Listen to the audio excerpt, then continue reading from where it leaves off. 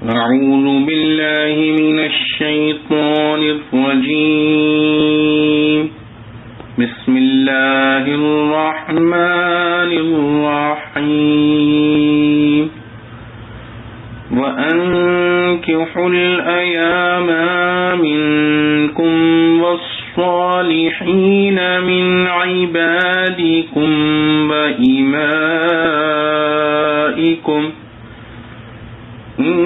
يكونوا فقراء يغنيهم الله من فضله والله واسع عليم وليستعفف الذين لا يجدون نكاحا حتى يغنيهم الله من فضله اور نکاح کر دو رانڈوں کا اپنے اندر اور جو نیک ہوں تمہارے غلام اور لونڈیاں، اگر وہ ہوں گے مفلس اللہ ان کو غنی کر دے گا اپنے فضل سے، اور اللہ کشائش والا ہے، سب کچھ جانتا ہے۔ اور اپنے آپ کو تھامتے رہیں جن کو نہیں ملتا سامان نکاح کا، جن کو نہیں ملتا سامان نکاح کا، جب تک کہ مقدور دے ان کو اللہ اپنے فضل سے۔ خلاصہ تفسیر،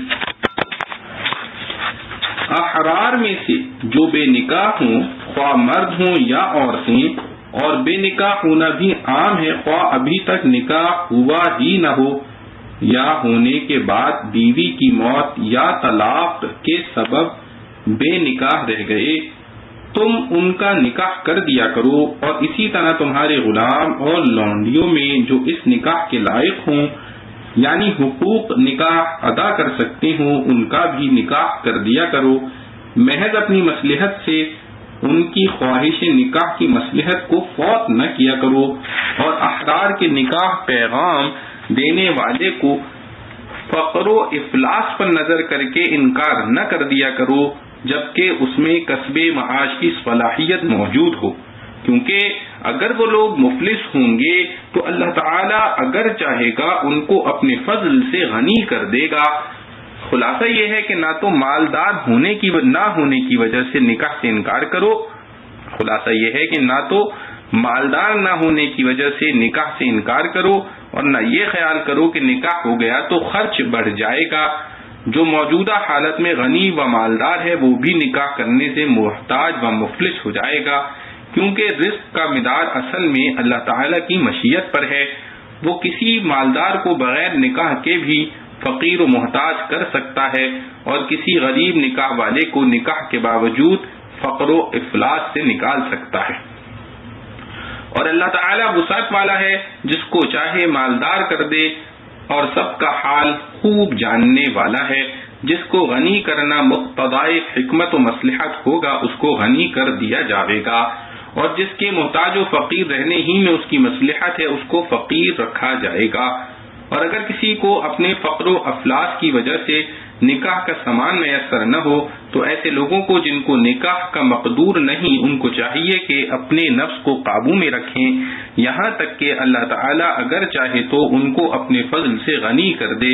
اس وقت نکاح کر لیں۔ معارف و مسائل، بعض احکام نکاح پہلے بیان ہو چکا ہے کہ سورہ نور میں زیادہ تر وہ احکام ہیں جن کا تعلق عفت و عصمت کی حفاظت اور فواحش و بے حیائی کی روک تھام سے ہے۔ اس سلسلے میں زنا اور اس کے متعلقات کی شدید سزاؤں کا ذکر کیا گیا، پھر استئذان کا، پھر عورتوں کے پردے کا۔ شریعت اسلام چونکہ ایک معتدل شریعت ہے، اس کے احکام سب ہی اعتدال پر اور انسان کے فطری جذبات و خواہشات کی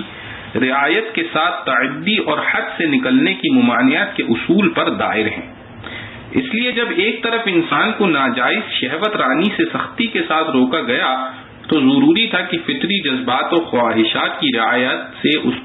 کا کوئی جائز اور صحیح طریقہ بھی بتلایا جائے۔ اس کے علاوہ بقائے نسل کا عقلی اور شرعی تقاضا بھی یہی ہے کہ کچھ حدود کے اندر رہ کر مرد و عورت کے اختلاط کی کوئی صورت تجویز کی جائے. اسی کا نام قرآن و سنت کی اصطلاح میں نکاح ہے. آیت مذکورہ میں اس کے متعلق حرہ عورتوں کے اولیاء اور کنیزوں غلاموں کے آقاؤں کو حکم دیا ہے کہ وہ ان کا نکاح کر دیا کریں. وَأَنكِحُوا الْأَيَامَ مِنكُمْ. ایم کی جمع ہے جو ہر اس مرد و عورت کے لیے استعمال کیا جاتا ہے جس کا نکاح موجود نہ ہو، خواہ اول ہی سے نکاح نہ کیا ہو یا زوجین میں سے کسی ایک کی موت سے یا طلاق سے نکاح ختم ہو چکا ہو. ایسے مردوں و عورتوں کے نکاح کے لیے ان کے اولیاء کو حکم دیا گیا ہے کہ وہ ان کے نکاح کا انتظام کریں. آیت مذکورہ کی طرز خطاب سے اتنی بات تو باتفاق ائمہ فقہا ثابت ہے کہ نکاح کا مسنون اور بہتر طریقہ یہی ہے کہ خود اپنا نکاح کرنے کے لیے کوئی مرد یا عورت بلا واسطہ اقدام کے بجائے اپنے اولیاء کے واسطے سے یہ کام انجام دے. اس میں دین و دنیا کے بہت سے مسالے اور فوائد ہیں، خصوصاً لڑکیوں کے معاملے میں کہ لڑکیاں اپنے نکاح کا معاملہ خود طے کریں. یہ ایک قسم کی بے حیائی بھی ہے اور اس میں فواحش کے راستے کھل جانے کا خطرہ بھی. اسی لیے بعض روایات حدیث میں عورتوں کو خود اپنا نکاح بلا واسطہ ولی کرنے سے روکا بھی گیا ہے. امام اعظم ابو حنیفہ رحمۃ اللہ علیہ اور بعض دوسرے ائمہ کے نزدیک یہ حکم ایک خاص سنت اور شرعی ہدایت کی حیثیت میں ہے. اگر کوئی بالغ لڑکی اپنا نکاح بغیر اجازت ولی کے اپنے کفو میں کرے تو نکاح صحیح ہو جائے گا، اگرچہ خلاف سنت کرنے کی وجہ سے وہ موجب ملامت ہوگی جبکہ اس نے کسی مجبوری سے اس پر اقدام نہ کیا ہو. امام شافعی رحمۃ اللہ علیہ اور بعض دوسرے ائمہ کے نزدیک اس کا نکاح ہی باطل کل عدم ہوگا جب تک ولی کے واسطے سے نہ ہو. یہ جگہ اختلافی مسائل کی مکمل تحقیق اور دونوں فقہا کے دلائل بیان کرنے کی نہیں، لیکن اتنی بات ظاہر ہے کہ مذکورہ آیت سے زیادہ یہی ثابت ہوتا ہے کہ نکاح میں اولیاء کا واسطہ ہونا چاہیے. باقی یہ صورت کہ کوئی بلا واسطہ اولیاء نکاح کرے تو اس کا کیا حکم ہوگا، یہ آیت قرآن اس سے ساکت ہے،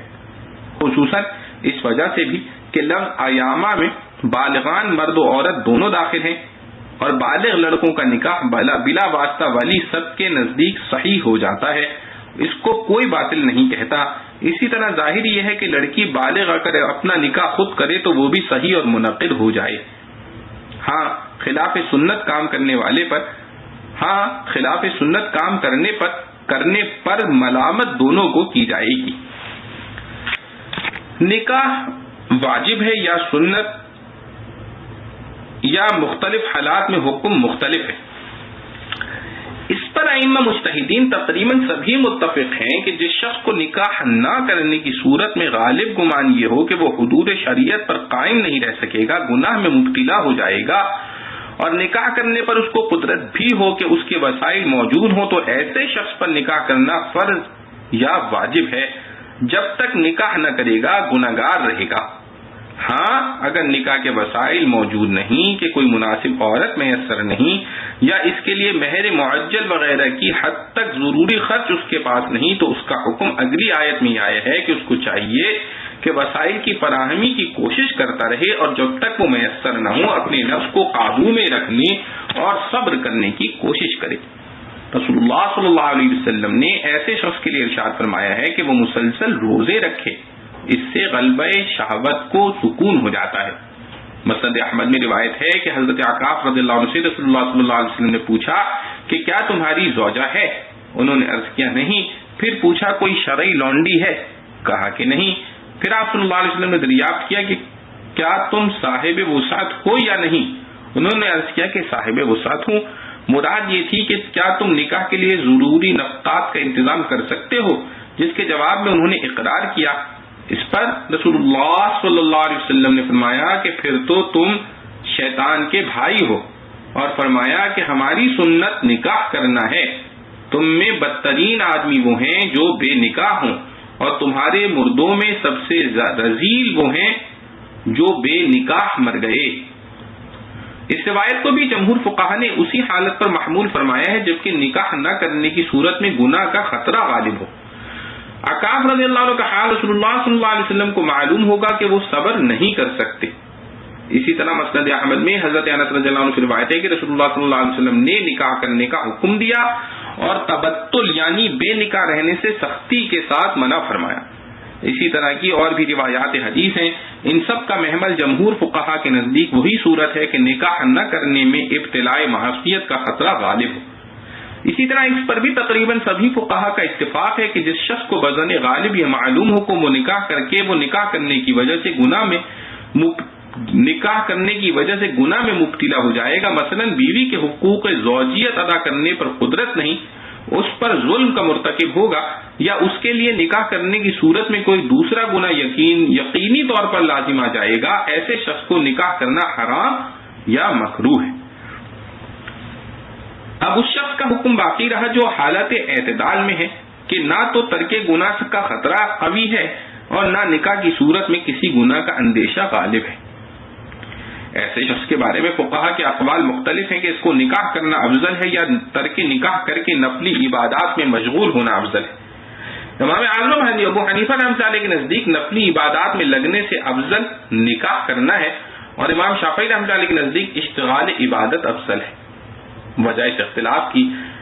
اصل میں یہ ہے کہ نکاح اپنی ذات کے اعتبار سے تو ایک مباح ہے، جیسے کھانا پینا سونا وغیرہ ضروریات زندگی سب مباح ہیں۔ اس میں عبادت کا پہلو اس نیت سے آ جاتا ہے کہ اس کے ذریعے آدمی اپنے آپ کو گناہ سے بچا سکے گا، اور اولاد صالح پیدا ہوگی تو اس کا بھی ثواب ملے گا، اور ایسی نیک نیت سے جو مباح کام بھی انسان کرتا ہے وہ اس کے لیے بالواسطہ عبادت بن جاتی ہے۔ کھانا پینا اور سونا بھی اسی نیت سے عبادت ہو جاتا ہے، اور اشتغال بالعبادت اپنی ذات میں عبادت ہے۔ اس لیے امام شافعی رحمۃ اللہ علیہ عبادت کے لیے خلوت گزینی کو نکاح سے افضل قرار دیتے ہیں، اور امام اعظم ابو حنیفہ رحمۃ اللہ علیہ کے نزدیک نکاح میں عبادت کا پہلو بنسبت دوسرے مباحات کے غالب ہے۔ احادیث صحیحہ میں اس کو سنت المرسلین اور اپنی سنت قرار دے کر تاکیدات بکثرت آئی ہیں۔ ان روایات حدیث کے مجموعوں سے اتنا واضح طور پر ثابت ہوتا ہے کہ نکاح عام مباحات کی طرح مباح نہیں بلکہ سنت انبیاء ہے، جس کی تاکیدات بھی حدیث میں آئی ہے۔ صرف نیت کی وجہ سے عبادت کی حیثیت اس میں نہیں بلکہ سنت انبیاء ہونے کی حیثیت سے بھی ہے۔ اگر کوئی کہے کہ اس طرح تو کھانا پینا بھی سنت انبیاء ہے کہ سب نے ایسا کیا ہے، مگر جواب واضح ہے کہ ان چیزوں پر سب انبیاء کا عمل ہونے کے باوجود یہ کسی نے نہیں کہا، نہ کسی حدیث میں آیا کہ کھانا پینا اور سونا سنت انبیاء ہے، بلکہ اس کو عام انسانی عادت کے تابع انبیاء کا عمل قرار دیا ہے، بخلاف نکاح کے کہ اس کو صراحتاً سنت المرسلین اور اپنی سنت فرمایا ہے۔ تفسیر مظہری میں اس موقع پر ایک معتدل بات یہ کہی ہے کہ جو شخص حالت اعتدال میں ہو کہ نہ غلبہ شہوت سے مجبور و مغلوب ہو اور نہ نکاح کرنے سے کسی گناہ میں پڑنے کا اندیشہ رکھتا ہو، یہ شخص اگر یہ محسوس کرے کہ نکاح کرنے کے باوجود نکاح اور اہل و عیال کی مشغولیت میرے لیے کثرت ذکر اللہ اور توجہ اللہ سے مانے نہیں ہوگی، تو اس کے لیے نکاح افضل ہے، اور انبیاء علیہ السلام اور صلحاء امت کا عام حال یہی تھا۔ اور اگر اس کا اندازہ یہ ہے کہ نکاح اور اہل و عیال کے مشاغل اس کو دینی ترقی کثرت ذکر وغیرہ سے روک دیں گے، تو بحالت اعتدال اس کے لیے عبادت کے لیے خلوت گزینی اور ترک نکاح افضل ہے۔ قرآن کریم کی بہت سی آیات اس کی تطبیق پر شاہد ہیں، ان میں سے ایک یہ ہے، یا ایھا الذین آمنوا لا تلہکم اموالکم ولا اولادکم عن ذکر اللہ۔ اس میں یہی ہدایت ہے کہ انسان کے مال و اولاد اس کو اللہ تعالی کے ذکر سے غافل کر دینے کا سبب نہ بننے چاہیے۔ اللہ سبحانہ و تعالی عالم۔ والصالحین من عبادکم و امائکم، یعنی اپنے غلاموں اور کنیزوں میں جو صالح ہوں ان کے نکاح کرا دیا کرو۔ یہ خطاب ان کے آقاؤں اور مالکوں کو ہے۔ اس جگہ صالحین کا لفظ اپنے لغوی معنی میں آیا ہے، یعنی ان میں جو شخص نکاح کی صلاحیت اور استطاعت رکھتا ہو اس کا نکاح کرا دینے کا حکم اس کے آقاؤں کو دیا گیا ہے، مراد اس صلاحیت سے وہی ہے کہ بیوی کے حقوق زوجیت اور نفقہ و مہر معجل ادا کرنے کے قابل ہوں. اور اگر صالحین کو معروف یعنی نیک لوگوں کے معنی میں لیا جائے تو پھر ان کی تخصیص بالذکر اس وجہ سے ہوگی کہ نکاح کا اصل مقصد حرام سے بچنے کا وہ صالحین ہی میں ہو سکتا ہے. بہرحال اپنے غلاموں اور کنیزوں میں جو صلاحیت نکاح کی رکھنے والے ہوں ان کے نکاح کا حکم ان کے آقاؤں کو دیا گیا ہے، اور مراد اس سے یہ ہے کہ اگر وہ اپنی نکاح کی ضرورت ظاہر کریں اور خواہش کریں کہ ان کا نکاح کر دیا جائے تو آقاؤں پر بعض فقہا کے نزدیک واجب ہوگا کہ ان کے نکاح کر دیں، اور جمہور فقہا کے نزدیک ان پر لازم ہے کہ ان کے نکاح میں رکاوٹ نہ ڈالیں بلکہ اجازت دے دیں، کیونکہ مملوک غلاموں اور کنیزوں کا نکاح بغیر مالکوں کی اجازت کے نہیں ہو سکتا. تو یہ حکم ایسا ہی ہوگا جیسے کہ قرآن کریم کی ایک آیت میں ہے فَلَا تَعْضُلُوهُنَّ أَن يَنكِحْنَ أَزْوَاجَهُنَّ، یعنی عورتوں کے اولیاء پر لازم ہے کہ اپنی زیر ولایت عورتوں کو نکاح سے نہ روکیں. اور جیسا کہ رسول اللہ صلی اللہ علیہ وسلم نے فرمایا کہ جب تمہارے پاس کوئی ایسا شخص منگنی لے کر آوے اور اخلاق آپ کو پسند ہو تو ضرور نکاح کر دو، اگر ایسا نہیں کرو گے تو زمین میں فتنہ اور وسیع پیمانے کا فساد پیدا ہو جائے گا. خلاصہ یہ ہے کہ یہ حکم آقاؤں کو اس لیے دیا گیا کہ وہ اجازت نکاح دینے میں کوتاہی نہ کریں، خود نکاح کرانا ان کے ذمے واجب ہو یہ ضروری نہیں. واللہ اعلم. يَكُونُوا فُقَرَاءَ يُغْنِهِمُ اللَّهُ مِن فَضْلِهِ، اس میں ان غریب فقیر مسلمانوں کے لیے بشارت ہے جو اپنے دین کی حفاظت کے لیے نکاح کرنا چاہتے ہیں مگر وسائل مالیہ ان کے پاس نہیں کہ جب وہ اپنے دین کی حفاظت اور سنت رسول اللہ صلی اللہ علیہ وسلم پر عمل کرنے کی نیت صالحہ سے نکاح کریں گے تو اللہ تعالیٰ ان کو مالی غنا بھی عطا فرما دیں گے. اور اس میں ان لوگوں کو بھی ہدایت ہے جن کے پاس ایسے غریب لوگ منگنی لے کر جائیں کہ وہ محض ان کے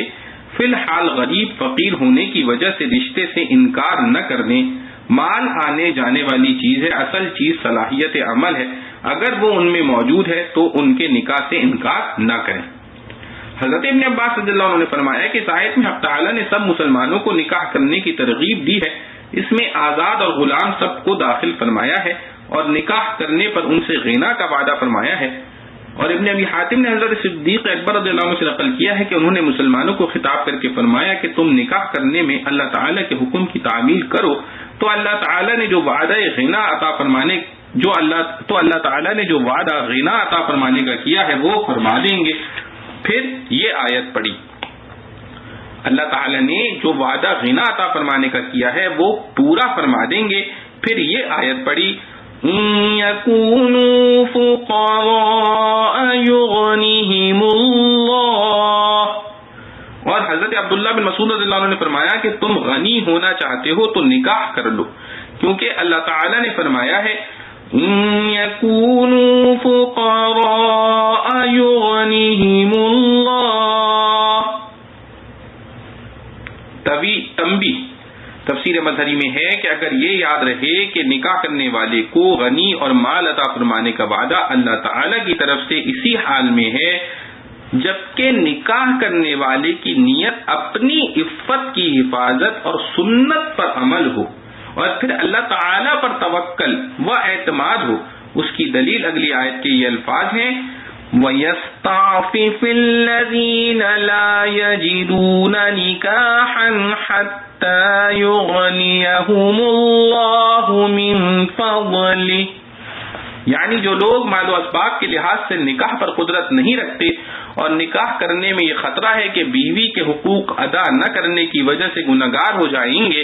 ان کو چاہیے کہ عفت اور صبر کے ساتھ اس کا انتظار کریں کہ اللہ تعالیٰ اپنے فضل سے ان کو غنی کر دے. اور اس صبر کے لیے ایک تدبیر بھی حدیث میں یہ بتلا دی گئی ہے کہ کثرت سے روزے رکھا کریں. اگر وہ ایسا کریں گے تو اللہ تعالیٰ اپنے فضل سے ان کو اتنے مالی وسائل عطا فرمائیں گے جن سے نکاح پر قدرت ہو جائے. والذین یبتغون الکتاب مما ملکت ایمانکم فکاتبوہم ان علمتم فیہم خیرا، وآتوهم من مال الله الذي آتاكم ولا تكرهوا فتياتكم على البغاء إن أردنا تحصنا لتبتغوا عرض الحياة الدنيا ومن يكرهن فإن الله من بعد إكراههن غفور رحیم۔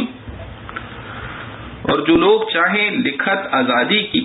مال دے کر ان میں سے کہ جو تمہارے ہاتھ کے مال ہیں تو ان کو لکھ کر دے دو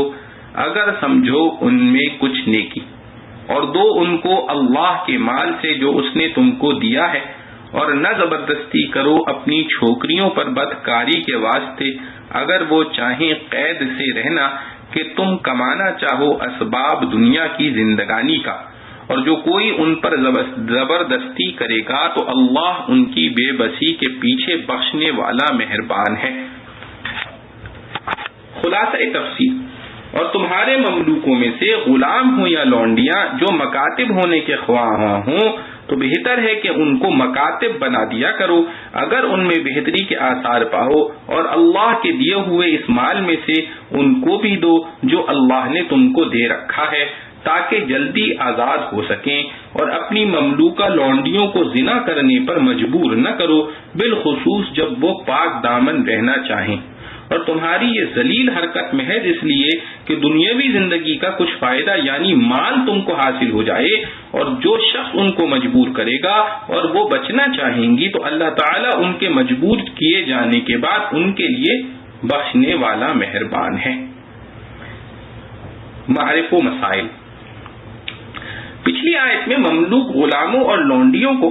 اگر نکاح کرنے کی ضرورت ہو تو آقاؤں کو ہدایت کی گئی تھی کہ ان کو نکاح کی اجازت دے دینا چاہیے، اپنی مصلحت کے لیے ان کے طبعی مسالے کو مؤخر نہ کریں، یہ ان کے لیے افضل اور بہتر ہے۔ خلاصہ اس ہدایت کا اپنے مملوک غلاموں لونڈیوں کے ساتھ حسن معاملہ اور ان کو تکلیف سے بچانا ہے۔ اس کی مناسبت سے آیت مذکورہ میں ایک دوسری ہدایت ان کے آقاؤں کے لیے یہ دی گئی ہے کہ اگر یہ مملوک غلام یا لونڈی آقاؤں سے معاملہ مکاتبت کا کرنا چاہیں تو ان کی اس خواہش کو پورا کر دینا بھی آقاؤں کے لیے افضل اور مستحب موجب ثواب ہے۔ صاحب ہدایہ اور عامہ فقہا نے اس حکم کو حکم استحباب ہی قرار دیا ہے، یعنی آقا کے ذمہ واجب تو نہیں کہ اپنے مملوک کو مکاتب بنا دے، لیکن مستحب اور افضل ہے۔ اور معاملہ مکاتبت کی صورت یہ ہے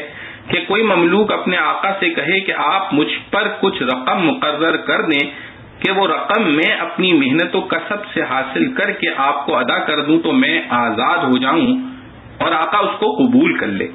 یا معاملہ برعکس ہو کہ آقا چاہے کہ اس کا غلام کچھ معینہ رقم اس کو دے دے تو آزاد ہو جائے اور غلام اس کو قبول کر لے۔ اگر آقا اور مملوک کے درمیان ایجاب و قبول کے ذریعے معاملہ مکاتبت کا طے ہو جاتا ہے تو وہ شرعاً لازم ہو جاتا ہے، آقا اس کے فسخ کرنے کا اختیار نہیں رہے، آقا کو اس کے فسخ کرنے کا اختیار نہیں رہتا۔ جس وقت بھی غلام معینہ رقم کما کر اس کو دے دے گا خود بخود آزاد ہو جائے گا۔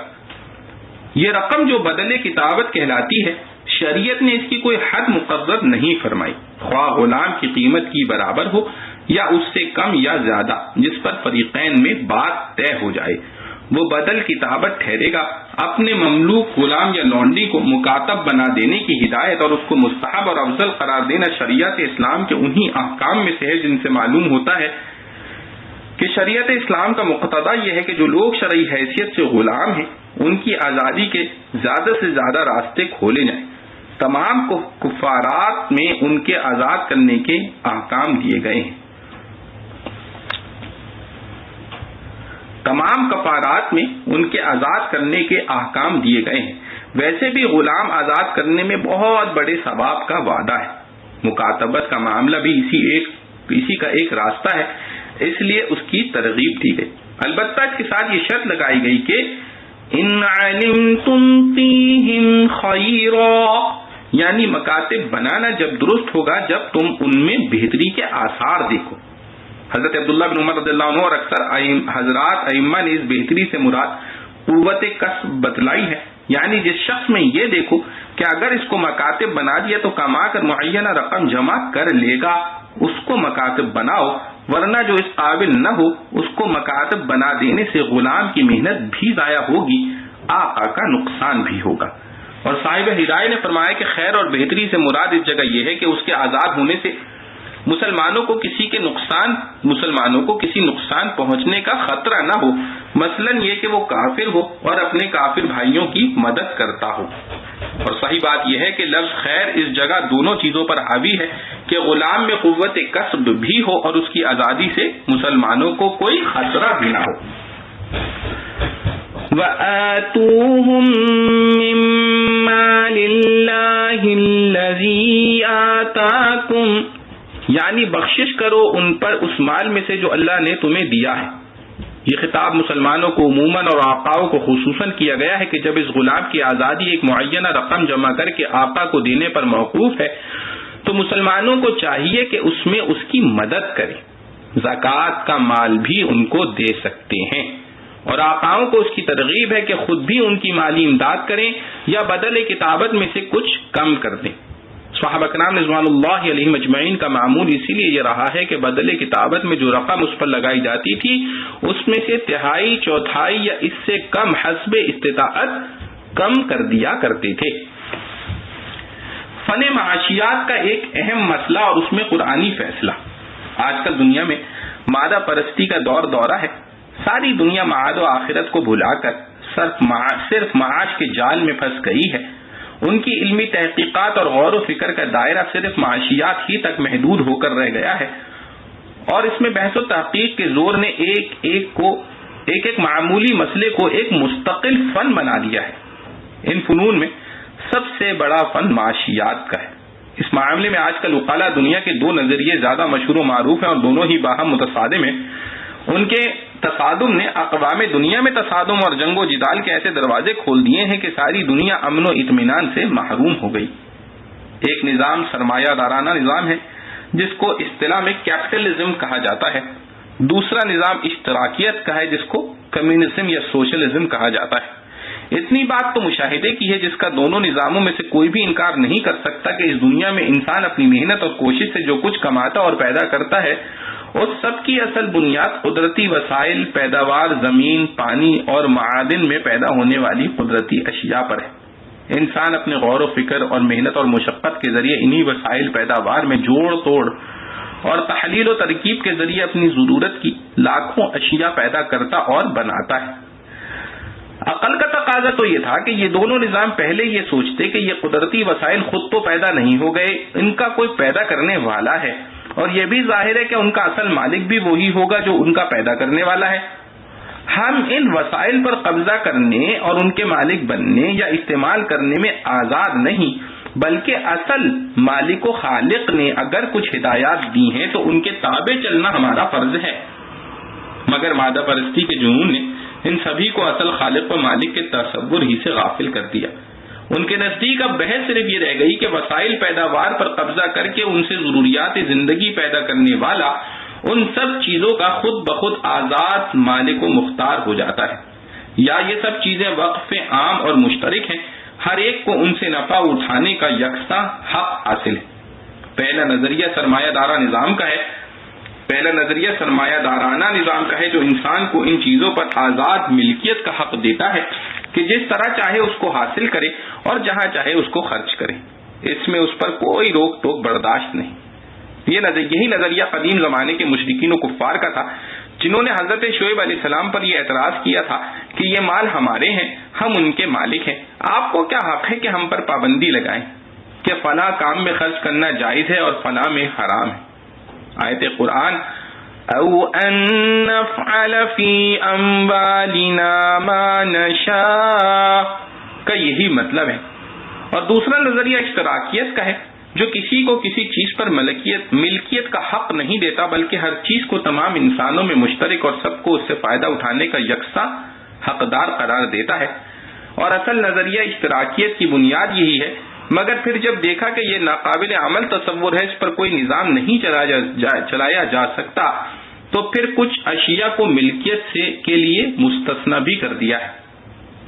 قرآن کریم نے ان دونوں بےہودہ نظریوں پر رد کر کے اصول یہ بنایا کہ کائنات کی ہر چیز دراصل اللہ تعالی کی ملک ہے جو ان کا خالق ہے، پھر اس نے اپنے فضل و کرم سے انسان کو ایک خاص قانون کے تحت ملکیت عطا فرمائی ہے۔ جن چیزوں کو اس قانون کی روح سے وہ مالک بنا دیا گیا ہے، اس میں دوسروں کے تصرف کو بغیر اس کی اجازت کے حرام قرار دیا گیا، مگر مالک بننے کے بعد بھی اس کو آزاد ملکیت نہیں دی کہ جس طرح چاہے کمائے اور جس طرح چاہے خرچ کرے، بلکہ دونوں طرح ایک عادلانہ اور حکیمانہ قانون رکھا ہے کہ فلاں طریقہ کمانے کا حلال ہے، فلاں حرام، اور فلاں جگہ خرچ کرنا حلال ہے اور فلاں حرام، اور یہ کہ جو چیز اس کی ملکیت میں دی ہے اس میں کچھ اور لوگوں کے حقوق بھی لگا دیے ہیں جن کو ادا کرنا اس کی ذمہ داری ہے۔ آیت مذکورہ اگرچہ ایک اور مضمون کے لیے آئی ہے، مگر اس کے ضمن میں اسی اہم معاشی مسئلے کے چند اصول بھی آ گئے ہیں۔ الفاظ آیت پر نظر کیجیے، وَآتُوهُم مِّن مَّالِ اللَّهِ الَّذِي آتَاكُمْ، یعنی دو ان حاجت مند لوگوں کو اللہ کے اس مال میں سے جو اللہ نے تمہیں دے دیا ہے۔ اس میں تین باتیں ثابت ہوں۔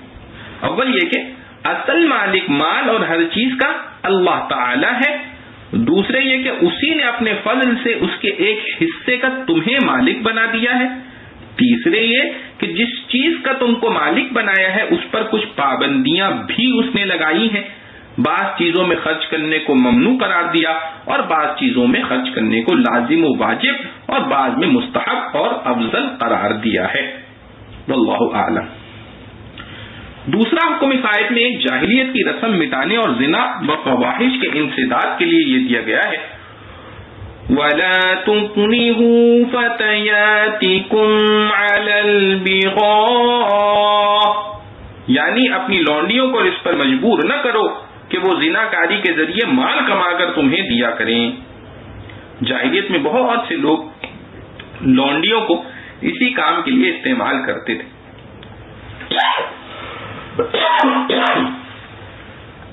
اسلام نے جب زنا پر سخت سزائیں جاری کی، آزاد اور غلام سب کو اس کا پابند کیا، تو ضروری تھا کہ جاہلیت کی اس رسم کو مٹانے کے لیے خاص احکام دے۔ ان اردنا تحصنا، یعنی جبکہ وہ لونڈیاں زنا سے بچنے اور پاک دامن رہنے کا ارادہ کریں تو تمہارا ان کو مجبور کرنا بڑی بے حیائی اور بے غیرتی کی بات ہے۔ یہ الفاظ اگرچہ بصورت شرط آئے ہیں، مگر باجماع امت در حقیقت مرد ان سے شرط نہیں کہ لونڈیاں زنا سے مراد ان سے شرط نہیں کہ لونڈیاں زنا سے بچنا چاہیں تو ان کو زنا پر مجبور نہ کیا جائے، ورنہ مجبور کرنا جائز ہے، بلکہ بتلانا یہ ہے کہ عام عرف و عادت کے اعتبار سے لونڈیوں میں حیا اور پاک دامنی زمانے جاہلیت میں نابود تھی۔ اسلام کے احکام کے بعد انہوں نے توبہ کی، ان کے آقاؤں نے مجبور کرنا چاہا تو اس پر یہ حکم آئے کہ جب وہ زنا سے بچنا چاہتی ہیں تو تم مجبور نہ کرو۔ اس میں ان کے آقاؤں کو زجر و تنبیہ اور تشنیع کرنا ہے کہ بڑی بے غیرتی اور بے حیائی کی بات ہے کہ لونڈیاں تو پاک رہنے کا ارادہ کریں اور تم انہیں زنا پر مجبور کرو۔ فَإِنَّ اللَّهَ مِن بَعْدِ إِكْرَاهِهِنَّ غَفُورٌ رَحِيمٌ۔ اس جملے کا حاصل یہ ہے کہ لونڈیوں کو زنا پر مجبور کرنا حرام ہے۔ اگر کسی نے ایسا کیا اور وہ آقا کی جبر و اکراہ سے مغلوب ہو کر زنا میں مبتلا ہو گئی تو اللہ تعالیٰ اس کے گناہ کو معاف فرما دیں گے اور اس کا سارا گناہ مجبور کرنے والے پر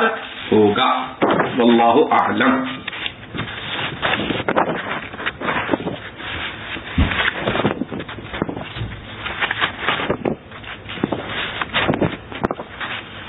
وَلَقَدْ أَنزَلْنَا إِلَيْكُمْ آيَاتٍ مُبَيِّنَاتٍ وَمَثَلًا مِّنَ الَّذِينَ خَلَوْا مِن قَبْلِكُمْ وَمَوْعِظَةً لِّلْمُتَّقِينَ۔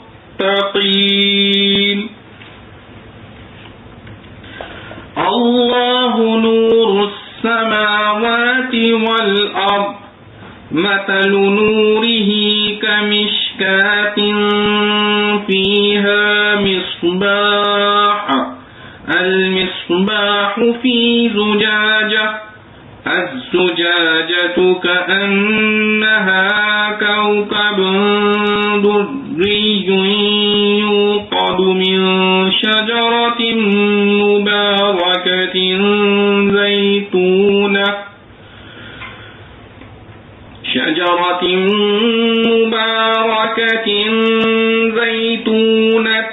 لا شرقية ولا غربية يكاد زيتها يضيء ولو لم تمسسه نار نور على نور يهدي الله لنوره من يشاء ويضرب الله الأمثال للناس والله بكل شيء عليم في بيوت أذن الله أن ترفع ويذكر فيها اسمه يسبح له فيها بالغدو والآصال رجال لا تلهيهم تجارة ولا بيع عن ذكر الله وإقام الصلاة وإيتاء الزكاة يخافون يوما تتقلب فيه القلوب والأبصار ليجزيهم الله أحسن ما عملوا ويزيدهم من فضله والله يرزق من يشاء بغير حساب والذين كفروا أعمالهم كسراب بقيعة يحسبه الظمآن ماء حتى إذا جاءه لم يجده شيئا ووجد الله عنده فوفاه حسابه حتى إذا جاءه لم يجده شيئا ووجد الله عنده فوفاه حسابه والله سريع الحساب أو كظلمات في بحر لجي يغشاه موج من فوقه سحاب ظلمات بعضها فوق بعض إذا أخرج يده لم يكد يراها ومن لم يجعل الله له نورا فما له من نور. اور ہم نے اتاری تمہاری طرف آیتیں کھلی ہوئی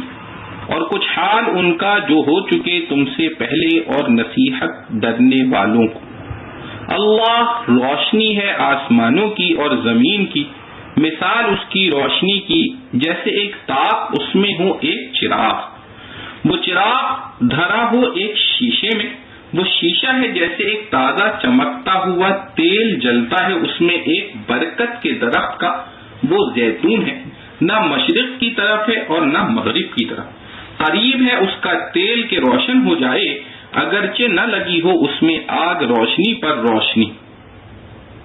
اگرچہ نہ لگی ہو اس میں آگ روشنی پر روشنی. اللہ راہ دکھلاتا ہے اپنی روشنی کی جس کو چاہے اور بیان کرتا ہے اللہ مثالیں لوگوں کے واسطے، اور اللہ سب چیز کو جانتا ہے. ان گھروں میں کہ اللہ نے حکم دیا ان کو بلند کرنے کا اور وہاں اس کا نام پڑھنے کا، یاد کرتے ہیں اس کی وہاں صبح اور شام. وہ مرد کہ نہیں غافل ہوتے سودا کرنے میں اور نہ بیچنے میں اللہ کی یاد سے اور نماز قائم رکھنے سے اور زکوٰۃ دینے سے. ڈرتے رہتے ہیں اس دن سے جس میں الٹ جائیں گے دل اور آنکھیں، تاکہ بدلہ دے ان کو اللہ ان کے بہتر سے بہتر کاموں کا اور زیادتی دے ان کو اپنے فضل سے، اور اللہ روزی دیتا ہے جس کو چاہے بے شمار. اور جو لوگ منکر ہیں ان کے کام جیسے ریت جنگل میں پیاسا جانے اس کو پانی، یہاں تک کہ جب پہنچا اس پر اس کو کچھ نہ پایا اور اللہ کو پایا اپنے پاس، پھر اس کو پورا پہنچا دیا اس کا لکھا، اور اللہ جلد لینے والا ہے حساب. یا جیسے اندھیرے گہرے دریا میں چڑھی آتی ہے اس پر ایک لہر، اس پر ایک اور لہر، اس کے اوپر بادل. اندھیرے اندھیرے ہیں ایک پر ایک،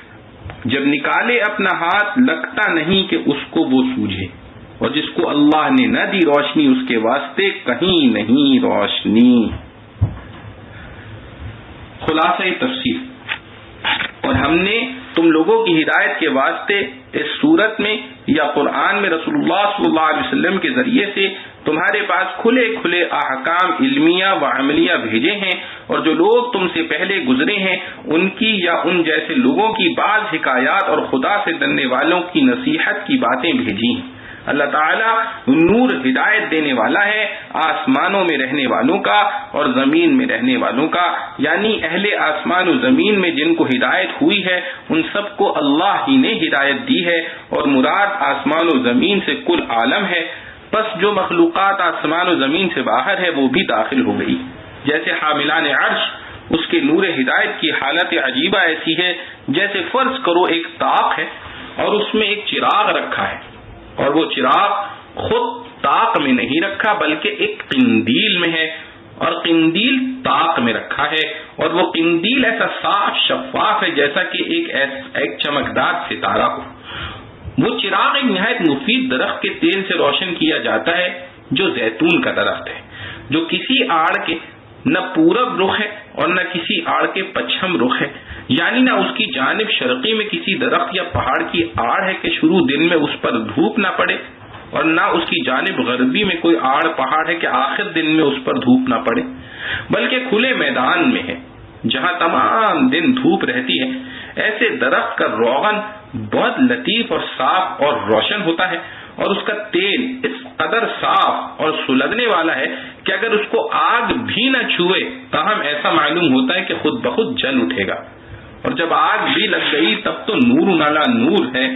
یعنی ایک تو اس میں خود قابلیت نور کی اعلیٰ درجے کی تھی، پھر اوپر سے فائل یعنی آگ کے ساتھ اجتماع ہو گیا، اور پھر اجتماع بھی ان کیفیات کے ساتھ کہ چراغ قندیل میں رکھا ہو جس سے بالمشاہدہ چمک بڑھ جاتی ہے، اور پھر وہ ایسے طاق میں رکھا ہو جو ایک طرف سے بند ہو. ایسے موقع پر شعاعیں ایک جگہ سمٹ کر بہت تیز روشن ہوتی ہے. اور پھر تیل بھی زیتون کا جو صاف روشنی اور دھواں کم ہونے میں مشہور ہے، تو اس قدر تیز روشنی ہوگی جیسے بہت سی روشنیاں جمع ہو گئی ہوں. اس کو نور علی نور فرمایا. یہاں مثال ختم ہو گئی. بس اسی طرح مومن کے قلب میں اللہ تعالیٰ جب نور ہدایت ڈالتا ہے تو روز بروز اسی کا انشراح قبول حق کے لیے بڑھتا چلا جاتا ہے، اور ہر وقت احکام پر عمل کرنے کے لیے تیار رہتا ہے. گو بالفعل بعض احکام کا علم بھی نہ ہوا ہو، کیونکہ علم تدریجاً حاصل ہوتا ہے. جیسے وہ روغن زیتون آگ لگنے سے پہلے ہی روشن کے لیے مستعد تھا،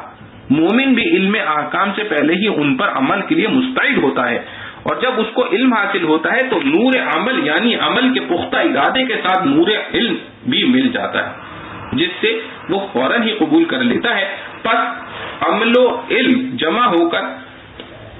نور علی نور صادق آ جاتا ہے. اور یہ نہیں ہوتا کہ علم احکام کے بعد اس کو کچھ تأمل و تردد ہو کہ اگر موافق نفس کے پایا تو قبول کر لیا ورنہ رد کر دیا. اسی انشراح اور نور کو دوسری آیت میں اس طرح بیان فرمایا ہے: أَفَمَنْ شَرَحَ اللَّهُ صَدْرَهُ لِلْإِسْلَامِ فَهُوَ عَلَى نُورٍ مِّن رَّبِّهِ، یعنی جس شخص کا سینہ اللہ نے اسلام کے لیے کھول دیا تو وہ اپنے رب کی طرف سے ایک نور پر ہوتا ہے. اور ایک جگہ فرمایا ہے فَمَن يُرِدِ اللَّهُ أَن يَهْدِيَهُ يَشْرَحْ صَدْرَهُ لِلْإِسْلَامِ. غرض نور ہدایت الہیہ کی یہ مثال ہے، اور اللہ تعالیٰ اپنے اس نور ہدایت تک جس کو چاہتا ہے راہ دیتا ہے اور پہنچا دیتا ہے. اور ہدایت کی جو یہ مثال دی گئی، اسی طرح قرآن میں بہت سی مثالیں بیان کی گئی ہیں، تو اس سے بھی لوگوں کی ہدایت ہی مقصود ہے. اس لیے اللہ تعالیٰ لوگوں کی ہدایت کے لیے یہ مثالیں بیان فرماتا ہے تاکہ مضامین عقلیہ محسوس چیزوں کی طرح قریب الی الفہم ہو جاویں. اور اللہ تعالیٰ ہر چیز کو خوب جاننے والا ہے، اس لیے جو مثال افادہ مقصود کے لیے کافی ہو اور جس میں اغراض مثال کے پورے مرعی ہوں اسی کو اختیار کرتا ہے. مطلب یہ کہ اللہ تعالیٰ مثالیں بیان کرتا ہے اور وہ مثال نہایت مناسب ہوتی ہے تاکہ خوب ہدایت ہو. آگے اہل ہدایت کا حال بیان فرماتے ہیں کہ وہ ایسے گھروں میں جا کر عبادت کرتے ہیں جن کی نسبت اللہ تعالیٰ نے حکم دیا ہے کہ ان کا ادب کیا جاوے اور ان میں اللہ کا نام لیا جاوے. مراد ان گھروں سے مسجدیں ہیں، اور ان کا ادب یہ کہ ان میں جنوب و حائض داخل نہ ہو اور ان میں کوئی نجس چیز داخل نہ کی جاوے، وہاں غل نہ مچایا جاوے، دنیا کے کام اور باتیں کرنے کے لیے وہاں نہ بیٹھے، بدبو کی چیز کھا کر ان میں نہ جاویں وغیرہ ذالک. غرض ان مسجدوں میں ایسے لوگ صبح و شام اللہ کی پاکی نمازوں میں بیان کرتے ہیں جن کو اللہ کی یاد یعنی بجا آوری احکام سے جس وقت کے متعلق جو حکم ہو، اور بالخصوص نماز پڑھنے سے اور زکوٰۃ دینے سے کہ یہ احکام فرعیہ میں سب سے اہم ہے، نہ خرید غفلت میں ڈالنے پاتی ہے اور نہ فروخت. اور باوجود اطاعت و عبادت کے ان کی خشیت کا یہ حال ہے کہ وہ ایسے دن کی داروگیر سے ڈرتے رہتے ہیں جس میں بہت سے دل اور آنکھیں الٹ جاویں گی. جیسا دوسری آیت میں یؤتون ما آتوا وقلوبهم وجنة انہم الی ربهم راجعون، یعنی یہ لوگ اللہ کی راہ میں خرچ کرتے ہیں اور اس کے باوجود ان کے دل قیامت کی باز پرس سے ڈرتے رہتے ہیں. اور مقصود اس سے اہل نور ہدایت کے اوصاف و اعمال کا بیان فرمانا ہے، اور آگے ان کے انجام کا ذکر ہے کہ انجام ان لوگوں کا یہ ہوگا کہ اللہ تعالیٰ ان کو ان کے اعمال کا بہت ہی اچھا بدلہ دے گا، یعنی جنت، اور علاوہ جزا کہ ان کو اپنے فضل سے اور بھی زیادہ دے گا. جزا وہ جس کا وعدہ مفصل مذکور ہے، اور زیادہ وہ جس کا مفصل وعدہ نہیں، گو مجمل عنوانوں سے ہوا ہو. اور اللہ تعالیٰ جس کو چاہے بے شمار یعنی بہت کثرت سے دے دیتا ہے، پس ان لوگوں کو جنت میں اسی طرح بے شمار دے گا. یہاں تک تو ہدایت اور اہل ہدایت کا بیان تھا. آگے ضلالت اور اہل ضلالت کا ذکر ہے، یعنی اور جو لوگ کافر اور اہل ضلال اور نور ہدایت سے دور ہیں ان کے اعمال بوجہ کافروں کی دو قسمیں ہونے کے دو مثالوں کے مشابہ ہیں. کیونکہ ایک قسم تو وہ کفار ہیں جو آخرت اور قیامت کے قائل ہیں اور اپنے بعض اعمال پر یعنی جو ان کے گمان کے مطابق کار ثواب اور حسنات ہیں توقع جزائے آخرت کی رکھتے ہیں. اور دوسری قسم وہ کفار ہیں جو آخرت اور قیامت کے منکر ہیں. قسم اول کفار کے اعمال تو ایسے ہیں جیسے ایک چٹیل میدان میں چمکتا ہوا ریت کا پیاسا آدمی اس کو دور سے پانی خیال کرتا ہے اور اس کی طرف دوڑتا ہے، یہاں تک کہ جب اس کے پاس آیا تو اس کو جو کچھ سمجھ رکھا تھا کچھ بھی نہ پایا، اور غایت پیاس پھر نہایت یاس سے جو جسمانی اور روحانی صدمہ پہنچا اور اس سے تڑپ تڑپ کر مر گیا. تو یوں کہنا چاہیے کہ بجائے پانی کے قضاء الہی یعنی موت کو پایا. سو اللہ تعالی نے اس کی عمر کا حساب اس کو برابر سرابر چکا دیا اور بے باک کر دیا، یعنی عمر کا خاتمہ کر دیا. اور اللہ تعالیٰ جس چیز کی میعاد آ جاتی ہے اس کا دم بھر میں حساب فیصل کر دیتا ہے.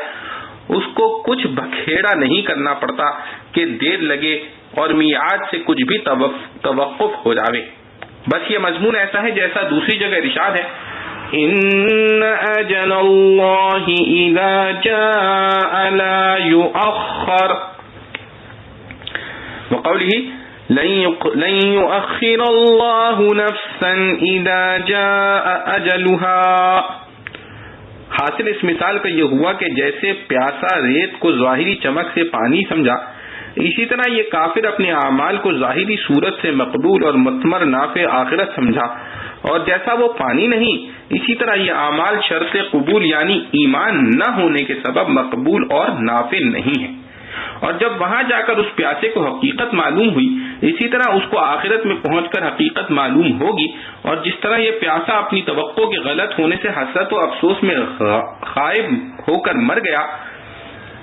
اسی طرح یہ کافر بھی اپنی توقع کے غلط ہونے پر اس وقت حسرت میں اور ہلاکت ابدی یعنی عقاب جہنم میں مبتلا ہوگا. ایک قسم کی مثال تو یہ ہوئی، آگے دوسری قسم کے کافروں کے اعمال کی مثال ہے، یعنی یا وہ اعمال با اعتبار خصوصیت منکرین قیامت کے ایسے ہیں جیسے بڑے گہرے سمندر کے اندرونی اندھیرے جن کا ایک سبب دریا کی گہرائی ہے، اور پھر یہ کہ اس سمندر کے اصلی سطح کو ایک بڑی موج نے ڈھانک لیا،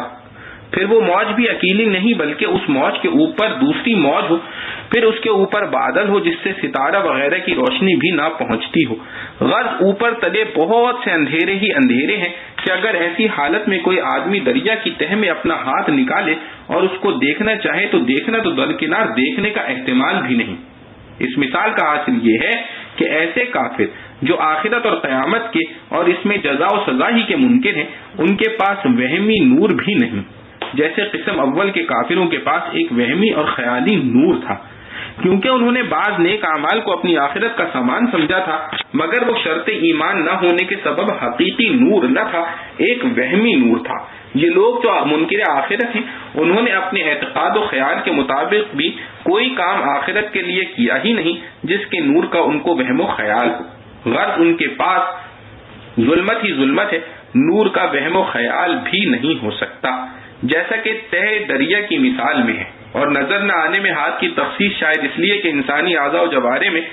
ہاتھ نزدیک تر ہے، پھر اس کو جتنا نزدیک کرنا چاہو نزدیک آ جاتا ہے، اور جب ہاتھ ہی نظر نہ آیا تو دوسرے اعضاء کا معاملہ ظاہر ہے. اور آگے ان کفار کے اندھیرے میں ہونے کی وجہ یہ بیان فرمائی ہے کہ جس کو اللہ تعالی ہی نور ہدایت نہ دے اس کو کہیں سے بھی نور نہیں میسر آ سکتا. معارف و مسائل. آیت مذکورہ کو اہل علم آیت نور لکھتے ہیں کیونکہ اس میں نور ایمان اور ظلمت کفر کو بڑی تفصیلی مثال سے سمجھایا گیا ہے. نور کی تعریف امام غزالی رحمۃ اللہ علیہ نے یہ فرمائی، الظاہر بنفسہ والمظہر لغیرہ، یعنی خود اپنی ذات سے ظاہر اور روشن ہو اور دوسری چیزوں کو ظاہر و روشن کرنے والا ہو. اور تفسیر مظہری میں ہے کہ نور دراصل اس کیفیت کا نام ہے جس کو انسان کی قوت باصرہ پہلے ادراک کرتی ہے اور پھر اس کے ذریعے ان تمام چیزوں کا ادراک کرتی ہے جو آنکھ سے دیکھی جاتی ہیں، جیسے آفتاب اور چاند کی شعاعیں ان کے مقابل اجسام کثیفہ پر پڑ کر اول اس چیز کو روشن کر دیتی ہیں، پھر اس سے شعاعیں منعکس ہو کر دوسری چیزوں کو روشن کرتی ہیں. اس سے معلوم ہوا کہ لفظ نور کا اپنے لغوی اور عرفی معنی کے اعتبار سے حق تعالی جل شانہ کی ذات پر اطلاق نہیں ہو سکتا، کیونکہ وہ جسم اور جسمانیات سب سے بری اور وراء الورا ہے. اس لیے آیت مذکورہ میں جو حق تعالی کے لفظ کے لیے لفظ نور کا اطلاق ہوا ہے اس کے معنی باتفاق ائمہ تفسیر منور یعنی روشن کرنے والے کے ہیں، یا پھر صیغہ مبالغہ کی طرح صاحب نور کو نور سے تعبیر کر دیا گیا، جیسے صاحب کرم کو کرم اور صاحب عدل کو عدل کہہ دیا جاتا ہے. اور معنی آیت کے وہ ہیں جو خلاصہ تفسیر میں آپ پڑھ چکے ہیں کہ اللہ تعالیٰ نور بخشنے والے ہیں آسمان و زمین کو اور اس میں بسنے والی سب مخلوق کو، اور مراد اس نور سے نور ہدایت ہے. ابن کثیر رحمۃ اللہ علیہ نے حضرت ابن عباس رضی اللہ عنہ سے اس کی تفسیر میں نقل کیا ہے، اللہ ہادی اہل السماوات والارض.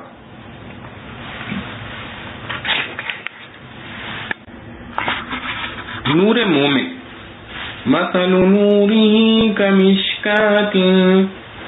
اللہ تعالیٰ کا نور ہدایت جو مومن کے قلب میں آتا ہے یہ اس کی ایک عجیب مثال ہے، جیسے کہ ابن جریر نے حضرت ابی بن کعب رضی اللہ عنہ سے اس کی تفسیر میں نقل کیا ہے. یہ مثال اس مومن کی ہے جس کے دل میں اللہ تعالی نے ایمان اور قرآن کا نور ہدایت ڈال دیا ہے۔ اس آیت میں پہلے تو اللہ تعالی نے خود اپنے نور کا ذکر فرمایا، اللہ نور السماوات والارض، پھر قلب مومن کے نور کا ذکر فرمایا، مثل نورہ۔ اور اس آیت کی قرأت بھی حضرت ابی بن کعب رضی اللہ عنہ کی مثل نورہ کی بجائے مثل نور من آمن بہ کی ہے، اور سعید بن جبیر رحمۃ اللہ علیہ نے یہی قرأت اور آیت کا یہی مفہوم حضرت ابن عباس رضی اللہ عنہ سے بھی روایت کیا ہے۔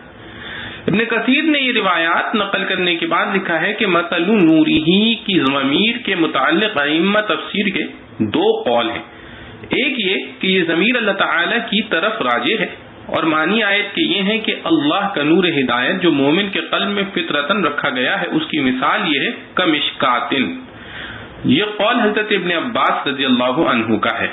دوسرا قول یہ ہے کہ یہ ضمیر ہی مومن کی طرف راجع ہو جس پر سیاق کلام دلالت کر رہا ہے، اس لیے حاصل تو اس مثال کا یہ ہے کہ مومن کا سینہ ایک طاق کی مثال ہے، اس میں اس کا دل ایک قندیل کی مثال ہے، اس میں نہایت شفاف روغن زیتون فطری نور ہدایت کی مثال ہے جو مومن کی فطرت میں ودیعت رکھا گیا ہے، جس کا خاصہ خود بخود بھی قبول حق ہے۔ پھر جس طرح روغن زیتون آگ کے شعلے سے روشن ہو کر دوسروں کو روشن کرنے لگتا ہے، اسی طرح فطری نور ہدایت جو قلب مومن میں رکھا گیا ہے، جب وحی الہی اور علم الہی کے ساتھ اس کا اتصال ہو جاتا ہے، جب وحی الہی اور علم الہی کے ساتھ اس کا اتصال ہو جاتا ہے تو روشن ہو کر عالم کو روشن کرنے لگتا ہے۔ اور حضرات صحابہ و تابعین نے جو اس مثال کو قلب مومن کے ساتھ مخصوص فرمایا، وہ بھی غالباً اس لیے ہے کہ فائدہ اس نور کا صرف مومن ہی اٹھاتا ہے، ورنہ وہ فطری نور ہدایت جو ابتدا تخلیق کے وقت انسان کے قلب میں رکھا جاتا ہے، وہ مومن کے ساتھ ہی مخصوص نہیں بلکہ ہر انسان کی فطرت اور جبلت میں وہ نور ہدایت رکھا جاتا ہے۔ اسی کا یہ اثر دنیا کی ہر قوم، ہر خطے، ہر مذہب و مشرب لوگوں میں مشاہدہ کیا جاتا ہے کہ وہ خدا کے وجود کو اور اس کی عظیم قدرت کو فطرتاً مانتا ہے، اس کی طرف رجوع کرتا ہے، اس کے تصور اور تعبیر میں خواہ کیسی ہی غلطیاں کرتا ہو، مگر اللہ تعالی کے نفس وجود کا ہر انسان فطرتاً قائل ہوتا ہے، بجز چند مادہ پرست افراد کے جن کی فطرت مسخ ہو گئی ہے کہ وہ خدا ہی کے وجود کے منکر ہیں۔ ایک صحیح حدیث سے اس عموم کی تائید ہوتی ہے جس میں یہ ارشاد ہے، کل مولود یولد علی الفطرہ، یعنی ہر پیدا ہونے والا بچہ فطرت پر پیدا ہوتا ہے، پھر اس کے ماں باپ اس کو فطرت کے تقاضوں سے ہٹا کر غلط راستوں پر ڈال دیتے ہیں۔ اس فطرت سے مراد ہدایت ایمان ہے۔ یہ ہدایت ایمان اور اس کا نور ہر انسان کی پیدائش کے وقت اس میں رکھا جاتا ہے، اور اسی نور ہدایت کی وجہ سے اس میں قبول حق کی صلاحیت ہوتی ہے۔ جب انبیاء علیہ السلام اور ان کے نائبوں کے ذریعے وحی الہی کا علم ان کو پہنچتا ہے تو وہ اس کو بسہولت قبول کر لیتے ہیں، بجز ان ممسوخ الفطرت لوگوں کے جنہوں نے اس فطری نور کو اپنی حرکتوں سے مٹا ہی ڈالا ہے۔ شاید یہی وجہ ہے کہ اس آیت کے شروع میں تو عطاء نور کو عام بیان فرمایا ہے جو تمام آسمان والوں اور زمین والوں کو شامل ہے، مومن کافر کی بھی کوئی تخصیص نہیں۔ اور آخر آیت میں یہ فرمایا، یہد اللہ لنورہ من یشاء، یعنی اللہ تعالیٰ اپنے نور کی طرف جس کو چاہتا ہے ہدایت کر دیتا ہے۔ یہاں مشیت الہی کی قید اس نور فطرت کے لیے نہیں جو ہر انسان میں رکھا ہے، بلکہ نور قرآن کے لیے ہے جو ہر شخص کو حاصل نہیں ہوتا بجز اس خوش نصیب کے جس کو اللہ تعالیٰ کی طرف سے توفیق نصیب ہو، ورنہ انسان کی کوشش بھی بلا توفیق الہی بیکار بلکہ بعض اوقات مضر بھی پڑ جاتی ہے۔ یعنی اگر اللہ تعالیٰ کی طرف سے بندے کی مدد نہ ہو تو اس کی کوشش ہی اس کو الٹا نقصان پہنچا دیتی ہے۔ نور نبی کریم صلی اللہ علیہ وسلم۔ اور امام بغوی رحمۃ اللہ علیہ نے ایک روایت نقل کی ہے کہ حضرت ابن عباس رضی اللہ عنہ نے کعب احبار سے پوچھا کہ اس آیت کی تفسیر میں آپ کیا کہتے ہیں؟ مثل نورہ کمشکات۔ کعب احبار جو تورات و انجیل کے بڑے عالم مسلمان تھے، انہوں نے فرمایا کہ یہ مثال رسول اللہ صلی اللہ علیہ وسلم کے قلب مبارک کی بیان کی گئی ہے۔ آپ کا سینہ اور زجاجہ قندیل آپ کا قلب مبارک، مشکات آپ کا سینہ اور زجاجہ قندیل آپ کا قلب مبارک اور مصباح چراغ نبوت ہے۔ اور اس نور نبوت کا خاصہ یہ ہے کہ نبوت کے اظہار و اعلان سے پہلے ہی اس میں لوگوں کے لیے روشنی کا سامان ہے، پھر وحی الہی اور اس کے اعلان کا اس کے ساتھ اتصال ہو جاتا ہے تو یہ ایسا نور ہوتا ہے کہ سارے عالم کو روشن کرنے لگتا ہے۔ نبی کریم صلی اللہ علیہ وسلم کے اظہار نبوت و بعثت بلکہ آپ کی پیدائش سے پہلے بھی جو بہت سے عجیب و غریب واقعات عالم میں ایسے پیش آئے جو آپ کی نبوت کی بشارت دینے والے تھے، جن کو اصطلاح محدثین میں ارحاسات کہا جاتا ہے، کیونکہ معجزات کا لفظ تو اس قسم کے ان واقعات کے لیے مخصوص ہے جو دعوی نبوت کی تصدیق کے لیے اللہ تعالی کی طرف سے کسی پیغمبر کے ہاتھ پر جاری کیے جاتے ہیں۔ اور دعوی نبوت سے پہلے جو اس قسم کے واقعات دنیا میں ظاہر ہوں ان کو ارحاسات کا نام دیا جاتا ہے۔ اس طرح کے بہت سے واقعات عجیبہ صحیح روایات سے ثابت ہیں، جن کو شیخ جلال الدین سیوطی رحمۃ اللہ علیہ نے خصائص کبریٰ اور ابو نعیم نے دلائل النبوہ میں اور دوسرے علماء نے بھی اپنی مستقل کتابوں میں جمع کر دیا ہے۔ اس کا ایک کافی حصہ اس جگہ تفسیر مظہری میں بھی نقل کر دیا ہے۔ روغن زیتون کی برکت، شجرۃ مبارکۃ زیتونہ، اس سے زیتون اور اس کے درخت کا مبارک اور نافع و مفید ہونا ثابت ہوتا ہے۔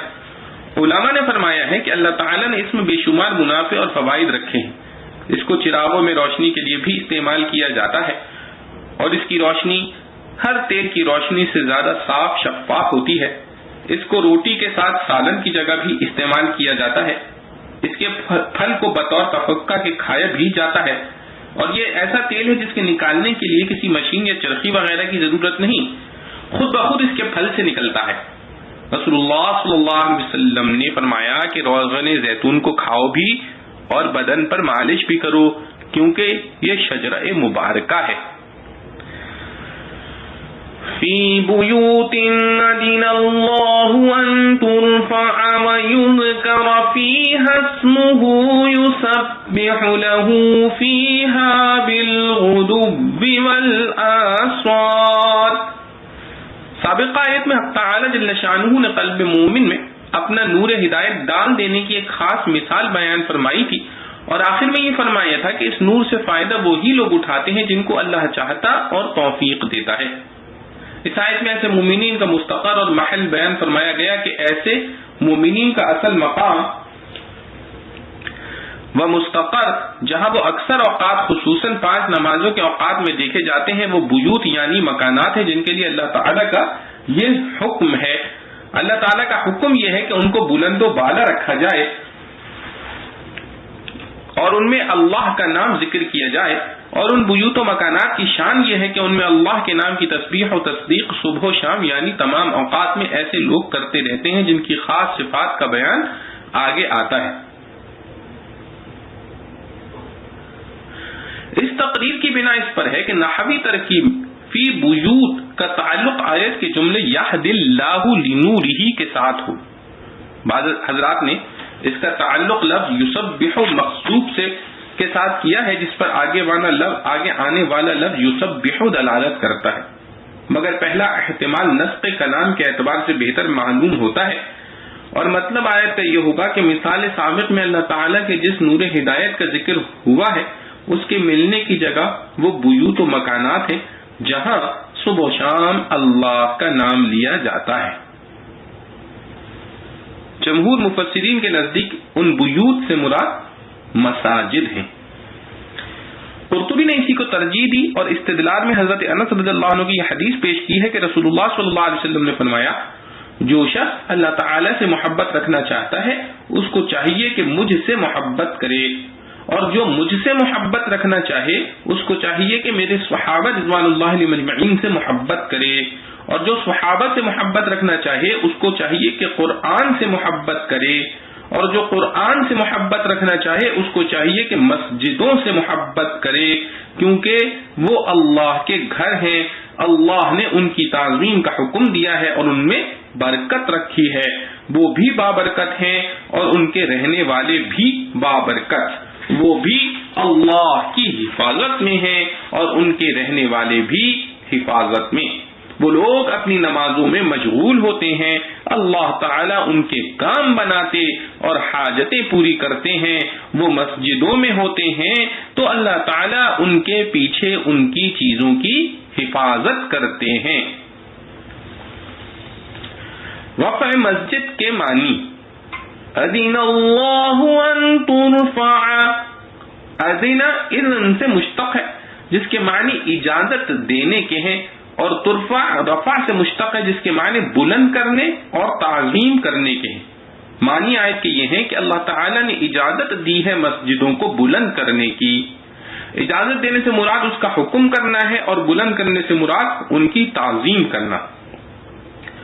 حضرت ابن عباس رضی اللہ عنہ نے فرمایا کہ بلند کرنے کے حکم میں اللہ تعالیٰ نے مسجدوں میں لغو کام کرنے اور لغو کلام کرنے سے منع فرمایا ہے. اکرم و مجاہد رحمۃ اللہ علیہ امام تفسیر نے فرمایا کہ رفع سے مراد مسجد کا بنانا ہے، جیسے بنائے کعبہ کے متعلق قرآن میں آیا ہے وَإِذْ يَرْفَعُ إِبْرَاهِيمُ الْقَوَاعِدَ مِنَ الْبَيْتِ کہ اس میں رفع قواعد سے مراد بنا قواعد ہے. اور حضرت حسن بصری رحمۃ اللہ علیہ نے فرمایا کہ رفع مساجد سے مراد مساجد کی تعظیم و احترام اور ان کو نجاستوں اور گندی چیزوں سے پاک رکھنا ہے. جیسا کہ حدیث میں آیا ہے کہ مسجد میں جب کوئی نجاست لائی جاوے تو مسجد اس سے اس طرح سمٹتی ہے جیسے انسان کی کھال آگ سے. حضرت ابو سعید خدری رضی اللہ عنہ فرماتے ہیں کہ رسول اللہ صلی اللہ علیہ وسلم نے فرمایا کہ جس شخص نے مسجد میں سے ناپاکی اور گندگی اور ایذا کی چیزوں کو نکال دیا، اللہ تعالیٰ اس کے لیے جنت میں گھر بناویں گے. اور حضرت صدیقہ عائشہ رضی اللہ عنہا فرماتی ہیں کہ رسول اللہ صلی اللہ علیہ وسلم نے ہمیں حکم دیا کہ ہم اپنے گھروں میں بھی مسجدیں یعنی نماز پڑھنے کی مخصوص جگہیں بنائیں اور ان کو پاک صاف رکھنے کا اہتمام کریں. اور اصل بات یہ ہے کہ لفظ ترفع مسجدوں میں مسجدوں کا بنانا بھی داخل ہے، لفظ ترفع میں مسجدوں کا بنانا بھی داخل ہے، اور ان کی تعظیم و تکریم اور پاک صاف رکھنا بھی. پاک صاف رکھنے میں یہ بھی داخل ہے کہ ہر نجاست اور گندگی سے پاک رکھیں، اور یہ بھی داخل ہے کہ ان کو ہر بدبو کی چیز سے پاک رکھیں. اسی لیے رسول اللہ صلی اللہ علیہ وسلم نے لہسن یا پیاز کھا کر بغیر منہ صاف کیے ہوئے مسجد میں آنے سے منع فرمایا ہے، جو عام کتب حدیث میں معروف ہے. سگریٹ، حقہ، پان کا تمباکو کھا کر مسجد میں جانا بھی اسی حکم میں ہے. مسجد میں مٹی کا تیل جلانا جس میں بدبو ہوتی ہے وہ بھی اسی حکم میں ہے. صحیح مسلم میں حضرت فاروق اعظم رضی اللہ عنہ سے روایت ہے،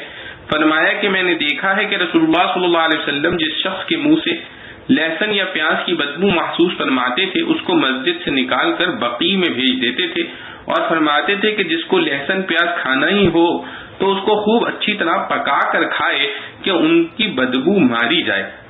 حضرات فقہا نے اس حدیث سے استدلال کر کے فرمایا کہ جس شخص کو کوئی ایسی بیماری ہو کہ اس کے پاس کھڑے ہونے والوں کو اس سے تکلیف پہنچے، اس کو بھی مسجد سے ہٹایا جا سکتا ہے. اس کو خود چاہیے کہ جب تک ایسی بیماری میں ہے نماز گھر میں پڑھے. وفا مساجد کا مفہوم جمہور صحابہ و تابعین کے نزدیک یہی ہے کہ مسجدیں بنائی جائیں اور ان کو ہر بری چیز سے پاک صاف رکھا جائے. بعض حضرات نے اس میں مسجدوں کی ظاہری شان و شوکت اور تعمیری بلندی کو بھی داخل قرار دیا ہے اور استدلال کیا ہے کہ حضرت عثمان غنی رضی اللہ عنہ نے مسجد نبوی کی تعمیر سال کی لکڑی سے شاندار بنائی تھی، اور حضرت عمر رحمۃ اللہ علیہ بن عبدالعزیز نے مسجد نبوی میں نقش و نگار اور تعمیری خوبصورتی کا کافی اہتمام فرمایا تھا. اور یہ زمانہ جلہ صحابہ کا تھا، کسی نے ان کے اس فعل پر انکار نہیں کیا، اور بعد کے بادشاہوں نے تو مسجدوں کی تعمیرات میں بڑے اموال خرچ کیے ہیں. ولید بن عبد الملک نے اپنے زمانہ خلافت میں دمشق کی جامع مسجد کی تعمیر و تزئین پر پورے ملک شام کی سالانہ آمدنی سے 3 گنا زیادہ مال خرچ کیا تھا. ان کی بنائی ہوئی یہ مسجد آج تک قائم ہے. امام اعظم ابو حنیفہ رحمۃ اللہ علیہ کے نزدیک اگر نام و نمود اور شہرت کے لیے نہ ہو، اللہ کے نام اور اللہ کے گھر کی تعظیم کی نیت سے کوئی شخص مسجد کی تعمیر شاندار، بلند و مستحکم، خوبصورت بنائے تو کوئی ممانعت نہیں بلکہ امید ثواب کی ہے. بعض فضائل مساجد ابو داؤد نے حضرت ابو امامہ رضی اللہ عنہ سے روایت کیا ہے کہ رسول اللہ صلی اللہ علیہ وسلم نے فرمایا کہ جو شخص اپنے گھر سے وضو کر کے فرض نماز کے لیے مسجد کی طرف نکلا اس کا ثواب اس شخص جیسا ہے جو احرام باندھ کر گھر سے حج کے لیے نکلا، اور جو شخص نماز اشراق کے لیے اپنے گھر سے وضو کر کے مسجد کی طرف چلا تو اس کا ثواب عمرہ کرنے والے جیسا ہے، اور ایک نماز کے بعد دوسری بشرط یہ کہ ان دونوں کے درمیان کوئی کام یا کلام نہ کرے علیین میں لکھی جاتی ہے۔ اور حضرت بریدہ رضی اللہ عنہ سے روایت ہے کہ رسول اللہ صلی اللہ علیہ وسلم نے فرمایا کہ جو لوگ اندھیرے میں مساجد کو جاتے ہیں ان کو قیامت کے روز مکمل نور کی بشارت سنا دیجیے۔ اور صحیح مسلم میں حضرت ابو ہریرہ رضی اللہ عنہ سے روایت ہے کہ رسول اللہ صلی اللہ علیہ وسلم نے فرمایا کہ مرد کی نماز جماعت کے ساتھ ادا کرنا گھر میں یا دکان میں نماز پڑھنے کی نسبت 20 سے زائد درجہ افضل ہے، اور یہ اس لیے کہ جب کوئی شخص وضو کرے اور اچھی طرح سنت کے مطابق وضو کرے پھر مسجد کو صرف نماز کی نیت سے چلے اور کوئی غرض نہ ہو تو ہر قدم پر اس کا مرتبہ 1 درجہ بلند ہو جاتا ہے اور 1 گناہ معاف ہو جاتا ہے یہاں تک کہ وہ مسجد میں پہنچ جائے۔ پھر جب تک نماز کے انتظار میں بیٹھا رہے گا اس کو نماز ہی کا ثواب ملتا رہے گا، اور فرشتے اس کے لیے یہ دعا کرتے رہیں گے کہ یا اللہ اس پر رحمت نازل فرما اور اس کی مغفرت فرما، جب تک کہ وہ کسی کو ایذا نہ پہنچائے اور اس کا وضو نہ ٹوٹے۔ اور حضرت حکم بن عمیر رضی اللہ عنہ سے روایت ہے کہ رسول اللہ صلی اللہ علیہ وسلم نے فرمایا کہ دنیا میں مہمانوں کی طرح رہو اور مسجدوں کو اپنا گھر بناؤ اور اپنے دلوں کو رقت کی عادت ڈالو، یعنی رقیق القلب، نرم دل بنو، اور اللہ کی نعمتوں میں کثرت سے تفکر و غور کیا کرو اور بکثرت اللہ کے خوف سے رویا کرو۔ ایسا نہ ہو کہ خواہشات دنیا تمہیں اس حال سے مختلف کر دیں کہ تم گھروں کی فضول تعمیرات میں لگ جاؤ جن میں رہنا بھی نہ ہو، اور ضرورت سے زیادہ مال جمع کرنے کی فکر میں لگ جاؤ اور مستقبل کے لیے ایسی فضول تمناؤں میں مبتلا ہو جاؤ جو پا نہ سکو۔ اور حضرت ابو درداء رضی اللہ عنہ نے اپنے بیٹے کو نصیحت فرمائی کہ تمہارا گھر مسجد ہونا چاہیے، کیونکہ میں نے رسول اللہ صلی اللہ علیہ وسلم سے سنا ہے کہ مساجد متقی لوگوں کے گھر ہیں۔ جس شخص نے مساجد کو کثرت ذکر کے ذریعے اپنا گھر بنا لیا اللہ تعالیٰ اس کے لیے راحت و سکون اور پل صراط پر آسانی سے گزرنے کا ضامن ہو گیا۔ اور ابو صادق ازدی نے شعیب بن الجحاب کو خط لکھا کہ مسجدوں کو لازم پکڑو، کیونکہ مجھے یہ روایت پہنچی ہے کہ مساجد ہی انبیاء کی مجالس تھیں۔ اور ایک حدیث میں ہے کہ رسول اللہ صلی اللہ علیہ وسلم نے فرمایا کہ آخر زمانے میں ایسے لوگ ہوں گے جو مسجدوں میں آ کر جگہ جگہ حلقے بنا کر بیٹھ جائیں گے اور وہاں دنیا ہی کی اور اس کی محبت کی باتیں کریں گے۔ تم ایسے لوگوں کے ساتھ نہ بیٹھو، کیونکہ اللہ تعالیٰ کو ایسے مسجد میں آنے والوں کی ضرورت نہیں۔ اور سعید بن مسیب رحمۃ اللہ رضی اللہ عنہ نے فرمایا کہ جو شخص مسجد میں بیٹھا گویا وہ اپنے رب کی مجلس میں بیٹھا ہے، اس لیے اس کی ذمہ ہے کہ زبان سے سوائے کلمہ خیر کے اور کوئی کلمہ نہ نکالے۔ مساجد کے 15 آداب، علماء نے آداب مساجد میں 15 چیزوں کا ذکر فرمایا ہے۔ اول یہ کہ مجلس میں مسجد میں پہنچنے پر اگر کچھ لوگوں کو بیٹھا دیکھے تو ان کو سلام کرے، اور کوئی نہ ہو تو السلام علینا وعلی عباد اللہ الصالحین کہے، لیکن یہ اس صورت میں ہے جبکہ مسجد کے حاضرین نفلی نماز یا تلاوت و تسبیح وغیرہ میں مشغول نہ ہوں، ورنہ اس کو سلام کرنا درست نہیں۔ دوسرے یہ کہ مسجد میں داخل ہو کر بیٹھنے سے پہلے 2 رکعت تحیت المسجد کی پڑھے، یہ بھی جب ہے کہ اس وقت نماز پڑھنا مکروہ نہ ہو، مثلا عین آفتاب کے طلوع یا غروب یا استواء نصف النہار کا وقت نہ ہو۔ تیسرے یہ کہ مسجد میں خرید و فروخت نہ کرے۔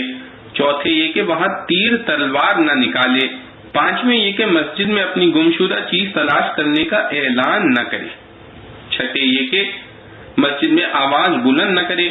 ساتویں یہ کہ وہاں دنیا کی باتیں نہ کرے۔ آٹھویں یہ کہ مسجد میں بیٹھنے کی جگہ میں کسی سے جھگڑا نہ کرے۔ نویں یہ کہ جہاں صف میں پوری جگہ نہ ہو وہاں گھس کر لوگوں پر تنگی پیدا نہ کرے۔ 10ویں یہ کہ کسی نماز پڑھنے والے کے آگے سے نہ گزرے۔ 11ویں یہ کہ مسجد میں تھوکنے ناک صاف کرنے سے پرہیز کرے۔ 12ویں اپنی انگلیاں نہ چٹکھائے۔ 13ویں یہ کہ اپنے بدن کے کسی حصے سے کھیل نہ کرے۔ 14ویں نجاسات سے پاک صاف رہے اور کسی چھوٹے بچے یا مجنون کو ساتھ نہ لے جائے۔ 15ویں یہ کہ وہاں کثرت سے ذکر اللہ میں مشغول رہے۔ قرطبی نے یہ 15 آداب لکھنے کے بعد فرمایا ہے کہ جس نے یہ کام کر لیے اس نے مسجد کا حق ادا کر دیا اور مسجد اس کے لیے حفظ و امان کی جگہ بن گئی۔ احتر نے مسجد کے آداب و احکام ایک مستقل رسالہ بنام آداب المساجد میں جمع کر دیے ہیں، جن کو ضرورت ہو اس کا مطالعہ فرمائے۔ جو مکانات ذکر اللہ، تعلیم قرآن، تعلیم دین کے لیے مخصوص ہوں وہ بھی مساجد کے حکم میں ہیں۔ تفسیر بحر محیط میں ابو حیان نے فرمایا کہ فی بیوتن کا لفظ قرآن میں عام ہے، جس طرح مساجد اس میں داخل ہیں اسی طرح وہ مکانات جو خاص تعلیم قرآن، تعلیم دین یا وعظ و نصیحت یا ذکر و شغل کے لیے بنائے گئے ہوں جیسے مدارس اور خانقاہیں وہ بھی اسی حکم میں داخل ہیں، ان کا بھی ادب و احترام لازم ہے۔ اذن اللہ ان ترفع میں لفظ اذن کی خاص حکمت، علماء تفسیر کا اتفاق ہے کہ اس جگہ اذن بمعنی امر و حکم ہے، مگر سوال یہ پیدا ہوتا ہے کہ پھر لفظ اذن کے اس جگہ لانے میں کیا مصلحت ہے؟ روح المعانی میں ایک لطیف مصلحت یہ بیان کی ہے کہ اس میں مومنین صالحین کو اس ادب کی تعلیم و ترغیب دینا ہے کہ وہ اللہ تعالی کی مرضی حاصل کرنے کے لیے ہر کام کے لیے ایسے مستعد اور تیار ہونے چاہیے کہ حکم کی ضرورت نہ پڑے، صرف اس کے منتظر ہوں کہ کب ہمیں اس کام کی اجازت ملے تو ہم یہ سعادت حاصل کریں۔ یذکر فیہا اسمہ، یہاں اللہ کا نام ذکر کرنے میں ہر قسم کا ذکر شامل ہے، تسبیح و تحمید وغیرہ بھی، نفلی نماز بھی، تلاوت قرآن، وعظ و نصیحت، تعلیم علم دین اور علوم دینیہ کے سب مشاغل اس میں داخل ہیں۔ رجال لا تلہیہم تجارۃ ولا بیع عن ذکر اللہ، اس میں ان مومنین کی خاص صفات بیان کی گئی ہیں جو اللہ تعالیٰ کے نور ہدایت کے خاص مورد اور مسجدوں کو آباد رکھنے والے ہیں۔ اس میں لفظ رجال کی تعبیر میں اس طرف اشارہ ہے کہ مساجد کی حاضری دراصل مردوں کے لیے ہے، عورتوں کی نماز ان کے گھروں میں افضل ہے۔ مسند احمد اور بیہقی میں حضرت ام سلمہ رضی اللہ عنہا کی حدیث میں ہے کہ رسول اللہ صلی اللہ علیہ وسلم نے فرمایا عورتوں کی بہترین مساجد ان کے گھروں کے تنگ و تاریک گوشے ہیں۔ اس آیت میں مومنین صالحین کی یہ صفت بیان کی ہے کہ ان کو تجارت اور بیع کا مشغلہ اللہ کی یاد سے غافل نہیں کرتا۔ لفظ تجارت میں چونکہ بیع بھی داخل ہے اس لیے بعض مفسرین نے مقابلے کی وجہ سے اس جگہ تجارت سے مراد خریداری اور بیع سے مراد فروخت کرنا لیا ہے، اور بعض نے تجارت کو اپنے مفہوم عام میں رکھا ہے، یعنی لین دین، خرید و فروخت کے معاملات۔ پھر بیع کو الگ کر کے بیان کرنے کی حکمت یہ بتلائی ہے کہ معاملات تجارت تو ایک وسیع مفہوم ہے جس کے فوائد و منافع کبھی مدتوں میں وصول ہوتے ہیں، اور کسی چیز کو فروخت کر دینے اور قیمت مع نفع کے نقد وصول کرنے کا فائدہ فوری اور نقد ہے۔ اس کو خصوصیت سے اس لیے ذکر فرمایا کہ اللہ تعالیٰ کے ذکر اور نماز کے مقابلے میں وہ کسی بڑے سے بڑے دنیاوی فائدے کا بھی خیال نہیں کرتے۔ حضرت عبداللہ بن عمر رضی اللہ عنہ نے فرمایا کہ یہ آیت بازار والوں کے بارے میں نازل ہوئی ہے، اور ان کے صاحبزادے حضرت سالم رضی اللہ عنہ فرماتے ہیں کہ ایک روز حضرت عبداللہ بن عمر رضی اللہ عنہ بازار سے گزرے تو نماز کا وقت ہو گیا تھا، لوگوں کو دیکھا کہ دکانیں بند کر کے مسجد کی طرف جا رہے ہیں تو فرمایا کہ انہی لوگوں کے بارے میں قرآن کا یہ ارشاد ہے رجال لا تلہیہم تجارۃ ولا بیع عن ذکر اللہ، اور عہد رسالت میں 2 صحابی تھے، ایک تجارت کرتے تھے، دوسرے صنعت و حرفت یعنی لوہار کا کام کرتے اور تلواریں بنا کر بیچتے تھے۔ پہلے صحابی کی تجارت کا یہ حال تھا کہ اگر سودا تولنے کے وقت اذان کی آواز کان میں پڑ جاتی تو وہیں ترازو کو پٹک کر نماز کے لیے کھڑے ہو جاتے تھے۔ دوسرے بزرگ کا یہ عالم تھا کہ اگر گرم لوہے پر ہتھوڑے کی ضرب لگا رہے ہیں اور کان میں آواز اذان کی آ گئی تو اگر ہتھوڑا مونڈے پر اٹھائے ہوئے ہیں تو وہیں مونڈے کے پیچھے ہتھوڑا ڈال کر نماز کو چل دیتے تھے۔ اٹھائے ہوئے ہتھوڑے کی ضرب سے کام لینا بھی گوارا نہ تھا۔ ان کی مداح میں یہ آیت نازل ہوئی۔ صحابہ کرام رضوان اللہ علیہم اجمعین اکثر تجارت پیشہ تھے. اس آیت سے یہ بھی معلوم ہوا کہ صحابہ کرام رضوان اللہ علیہم اجمعین زیادہ تر تجارت پیشہ یا صنعت پیشہ تھے جو کام کے بازاروں سے متعلق ہیں، کیونکہ تجارت و بے کا معنی از یاد خدا نہ ہونا انہی لوگوں کا وصف ہو سکتا ہے جن کا مشغلہ تجارت و بے کا ہو، ورنہ یہ کہنا فضول ہوگا. يخافون يوما تتقلب فيه القلوب والأبصار. یہ مومنین جن کا ذکر اوپر آیت میں آئے ہیں ان کا آخری وصف ہے، جس میں بتلایا ہے کہ یہ حضرات ہر وقت ذکر اللہ اور طاعت و عبادات میں مشغول ہونے کے باوجود بے فکر اور بے ڈر بھی نہیں ہو جاتے، بلکہ قیامت کے حساب کا خوف ان پر مسلط رہتا ہے. اور یہ اس نور ہدایت کا کمال ہے جو اللہ تعالی کی طرف سے ان کو عطا ہوا ہے، جس کا ذکر اوپر آیت میں یہدی اللہ لنورہ من یشاء میں فرمایا.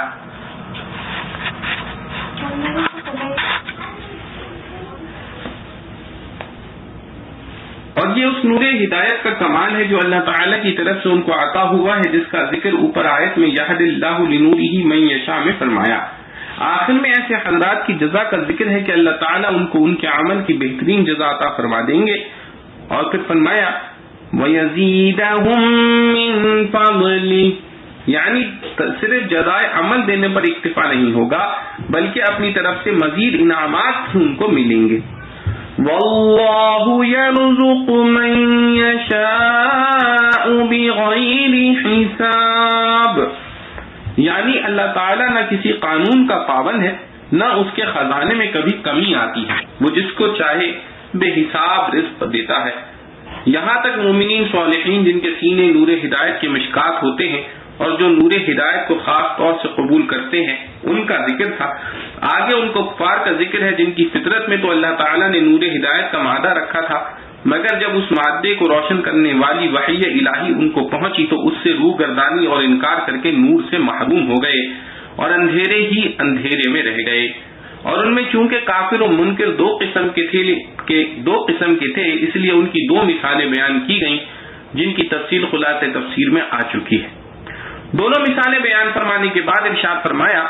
وَمَن لَّمْ يَجْعَلِ اللَّهُ لَهُ نُورًا فَمَا لَهُ يَهْدِ اللَّهُ لِنُورِهِ مَن يَشَاءُ. کفار کے لیے اس جملے میں نور ہدایت سے محرومی کا ذکر ہے کہ انہوں نے احکام الہیہ سے انحراف کر کے اپنا فطری نور بھی فنا کر لیا.